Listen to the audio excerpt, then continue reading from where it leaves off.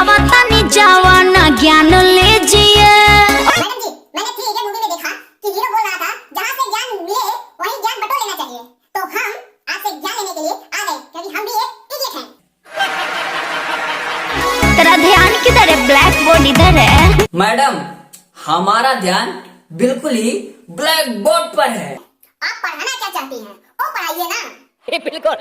Madam जी, आप जो बोलेंगी हम साथ साथ बोलेंगे। आप पढ़ाना चालू करिए प्लीज, क्योंकि हमको ज्ञान लेना है।